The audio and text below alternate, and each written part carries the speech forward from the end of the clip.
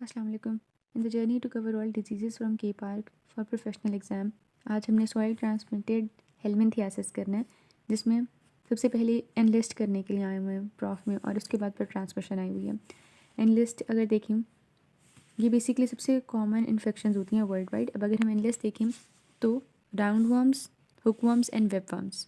Round worm में Ascaris लम्ब्रिकॉइड्स आ जाते हैं, हुक वर्म में नेक्टर अमेरिकानस और एनसाइक्लोस्टोमा डेडिनेल, और वेब वर्म में ट्राइक्यूरिस ट्राइक्यूरा। जो पहले वाला है वो किस तरह स्प्रेड करता है कि सॉइल में उसके एग्स पड़े होते हैं, अगर एक्सीडेंटली इंजेस्ट कर लिए हैं तो ये ट्रांसमिट हो जाता है। हुकवर्म का क्या सीन होता है कि पेनेट्रेट करता है स्किन को नंगे पाँव चलने से, और web worm injection of faeces से। यानी इसकी ट्रांसमिशन का रूट देखें तो फीको ओरल रूट है, स्किन के थ्रू है, पेनेट्रेट कर देता है स्किन को, या फिर एग्स की इंजेक्शन हो गई है फूड या वाटर के ज़रिए। अब किस तरह से फीको ओरल रूट वर्क करता है कि वेजिटेबल्स के साथ अटैच हो सकता है एग्स, और क्या हो सकता है कि कंटेमिनेटेड वाटर सोर्स के अंदर एग्स मौजूद हो सकते हैं, और बच्चे जो कि मिट्टी में खेलते हैं उनके ज़रिए आ सकते हैं। ठीक है, लेकिन पर्सन टू पर्सन ट्रांसमिशन इसकी कोई नहीं है। ठीक है,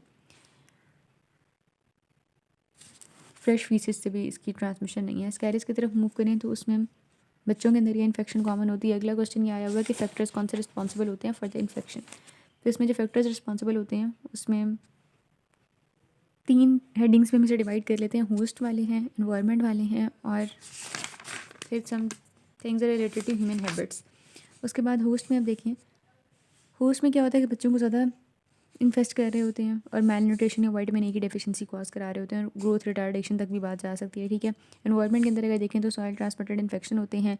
अब मोस्ट स्पेशली उन्होंने एस्कैरिस के लिए बताया हुआ कि मोस्ट इंपॉर्टेंट चीज़ें जो फैक्टर्स जो रेगुलेट कर रहे होते हैं एस्कैरिस की पॉपुलेशन को, वो temperature, moisture, oxygen pressure, ultraviolet radiation हैं। ठीक है, इसके अलावा अगर हम होस्ट की बात करें तो अगर हाइजीन कम है, सॉइल कंटेमिनेटेड है, वाटर कंटेमिनेटेड है एनवायरनमेंट के अंदर, और होस्ट को एक्सेस नहीं है क्लीन वाटर या सैनिटेशन की, तो ये भी कुछ फैक्टर्स हैं जो कि रिस्पॉन्सिबल होते हैं।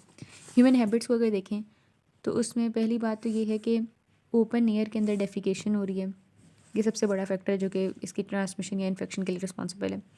दूसरी चीज़ क्या है कि सॉइल पोल्यूशन घरों के गिर्द हो रहा है, और बच्चे भी ओपन एयर डेफिकेशन कर रहे हैं। ठीक है, यही ज़्यादा है इसका। अब इसमें एक और बात है कि अगर तो क्वेश्चन में लिखा हो कि सेगमेंट्स पास हो रहे हैं स्टूल के अंदर या लाइव वर्म्स हैं स्टूल के अंदर, तो वो टीनियासिस होता है।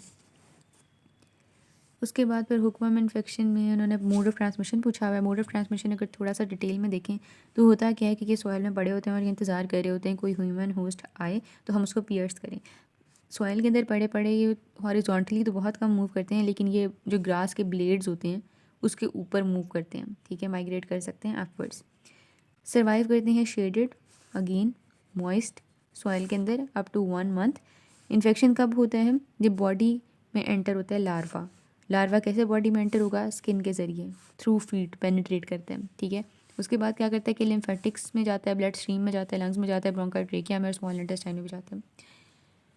इफ़ेक्ट क्या होते हैं इंडिविजुअल पर हुकवर्म इन्फेस्टेशन के, तो इसमें इंडिविजुअल इफ़ेक्ट्स हैं और कम्युनिटी इफ़ेक्ट्स हैं।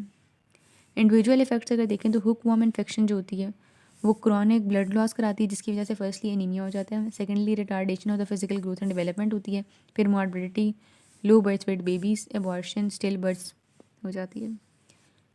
प्लाज्मा का लॉस होता है, एल्ब्यूमिन का लॉस होता है। कम्युनिटी के अंदर अगर देखें तो इकॉनमी भी इफेक्ट होती है और क्वालिटी ऑफ लाइफ भी, और 3 मेजर एरियाज़ के अंदर इफेक्ट हो रहा होता है। एक होता है न्यूट्रिशन, ग्रोथ एंड डेवलपमेंट, दूसरा है वर्क एंड प्रोडक्टिविटी, तीसरा मेडिकल केयर। फिर सबसे इंपॉर्टेंट चीज़ आती है कि इसकी हमने प्रिवेंशन किस तरह से करनी है।